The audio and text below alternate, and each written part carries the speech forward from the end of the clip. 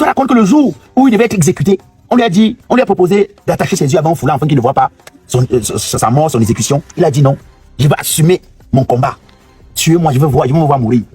L'histoire raconte que l'une des dernières choses à avoir dit, c'était dites à mes enfants, dites à ma femme que je n'ai pas trahi le combat.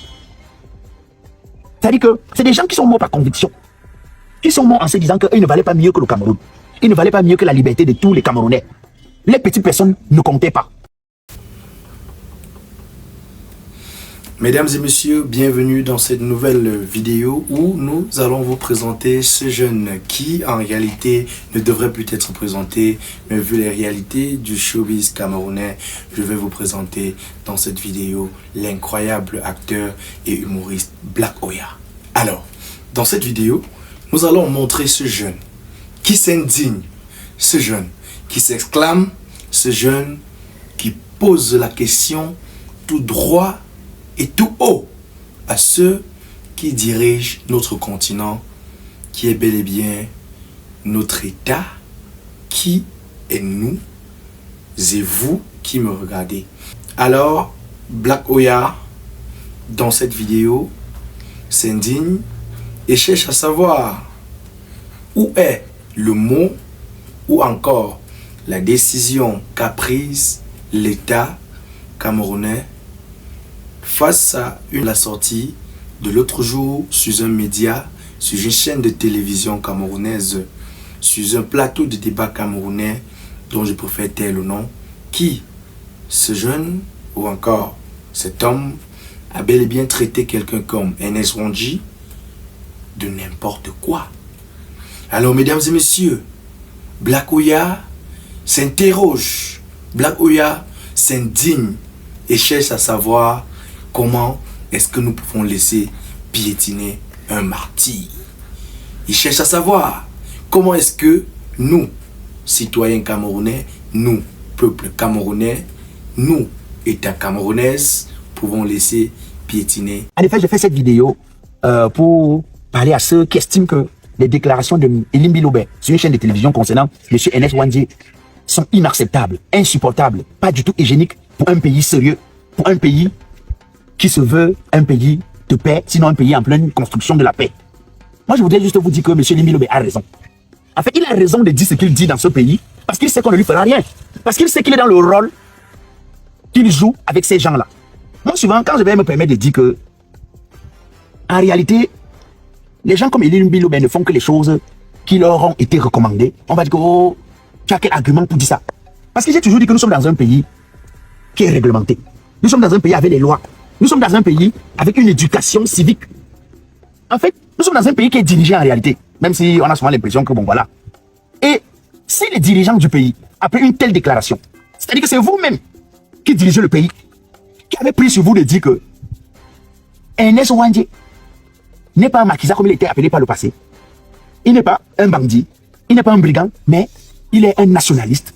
Il est, comment est-ce qu'on a dit ça? Comment est-ce qu'on dit ça? Il est un combattant de la liberté.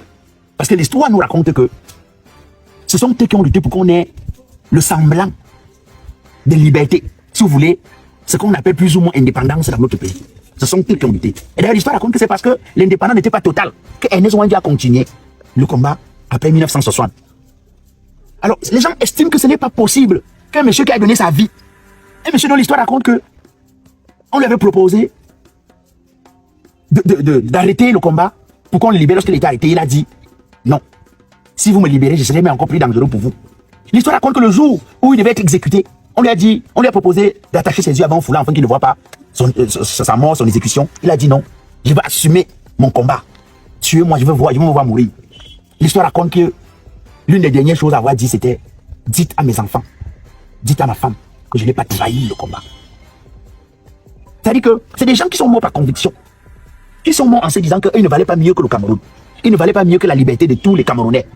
Les petites personnes ne comptaient pas. Alors, quand dans un pays, ces gens ont été reconnus comme des héros, et que quelqu'un se permet de venir s'asseoir dans une chaîne de télévision et dit que, oh, c'était un bandit et tout, vous croyez vraiment que si on était dans un pays où ceux qui dirigent le pays ne considéraient pas ce combattant comme un bandit, Elimbi Lobé serait encore en liberté? Vous croyez vraiment que Elimbi Lobé serait encore en liberté Sinon, Elie Lobé ne devrait pas déjà faire au moins sujet comment est-ce qu'on appelle ça là, de mécontentement de la part des dirigeants de ce pays.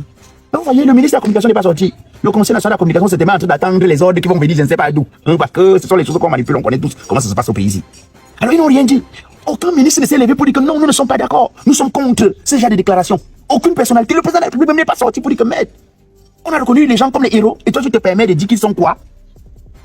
Si je vous dis que Elie Lobé a raison de dire ça, c'est qu'en fait, il joue un jeu. Souvenez-vous qu'à la peau de chaque élection présidentielle dans le pays ici là.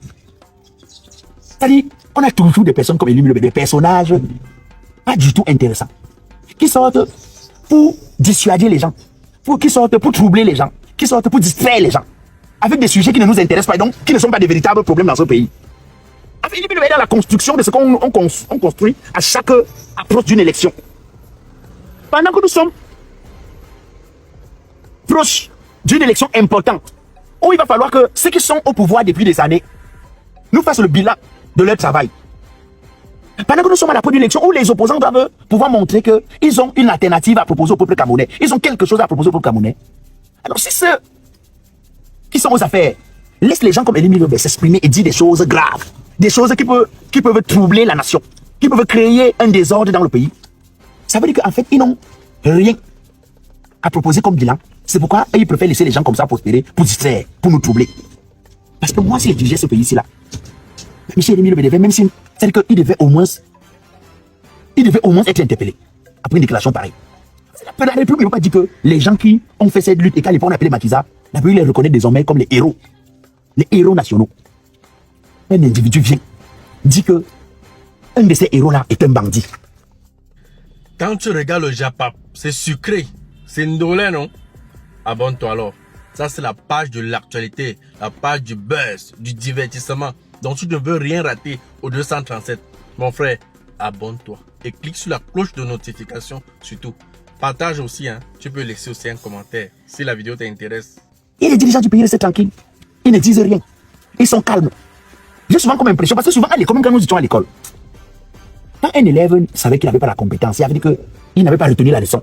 La meilleure façon pour lui, c'était de troubler la salle, de créer un désordre en salle, afin de ne pas pouvoir présenter son devoir, présenter son travail. J'ai l'impression que c'est ce qui est en train d'être fait. J'ai l'impression que ceux qui sont aux affaires acceptent qu'il y ait ce petit désordre-là, acceptent qu'il y ait ce petit trouble-là, cette dissuasion, pour nous dissuader, pour nous éloigner de l'objectif.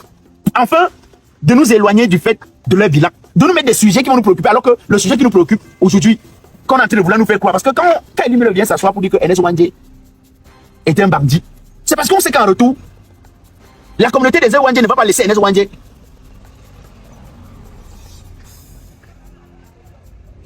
En effet, lorsqu'on dit que, lorsqu'Elie Lobé vient dire que Ernest Ouandjé est un bandit, et que les autorités ne disent rien ou ne font rien, c'est parce que ces autorités-là savent que la communauté d'Ernest Ouandjé ne va pas. Vous aimez le shopping?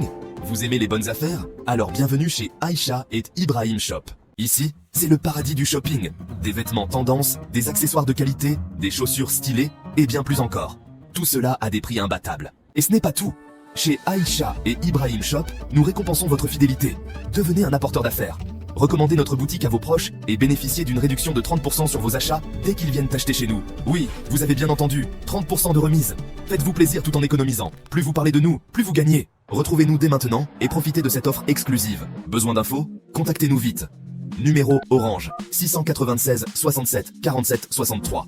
Réseau MTN 671 45 98 59. Aïcha et Ibrahim Shop, là où le shopping devient un pur plaisir. Pas laisser que la mémoire des Ouandjé soit profanée. Et donc, on va ramener là un système de tribalisme pour dire que vous voyez, non, ce sont ces frères qui défendent. Et donc, ça va nous créer des problèmes de tribalisme, les choses qu'on met pour nous distraire, les choses qu'on utilise pour nous éloigner de vrais problèmes. Parce que nous sommes à l'approche d'une élection, et je vous ai dit, nous sommes à l'approche d'une élection. Tout sera fait pour nous éloigner de l'objectif. Un Camerounais sérieux, lucide, un Camerounais honnête a une seule chose à faire. Sinon deux. La première des choses, c'est de se retourner vers le pouvoir et demander au pouvoir après 43 ans. Est-ce que vous êtes fiers de ce que vous avez fait de ce pays? Est-ce que vous êtes fiers de ne pas pouvoir donner l'eau aux Camerounais, de ne pas pouvoir garantir l'électricité aux Camerounais, de ne pas pouvoir garantir l'école dans les bonnes conditions, pas tous les jours les grèves dans les écoles aux Camerounais? Est-ce que vous êtes fiers de ne pas pouvoir garantir la sécurité aux Camerounais? Est-ce que vous êtes fiers de ne pas pouvoir garantir aux Camerounais la paix? Et se retourner vers l'opposition et demander à l'opposition, qu'est-ce que vous nous proposez comme alternative? Un Camerounais honnête, sérieux aujourd'hui, il demande au pouvoir, es-tu fier de ce que tu as fait de ce pays en 43 ans? Il se retourne vers l'opposition. Que nous proposes-tu? C'est comme ça. On n'a pas besoin. Parce que les sujets de tribalisme vont nous distraire, nous éloigner de l'objectif. Non, personne ne va me troubler. Personne ne va m'éloigner de l'objectif. Il faudrait que chaque Camerounais reste dans son coin et se pose la question. Pourquoi une telle chose? Souvent, pour moins que ça, le Conseil national de la communication sort, sanctionne les gens.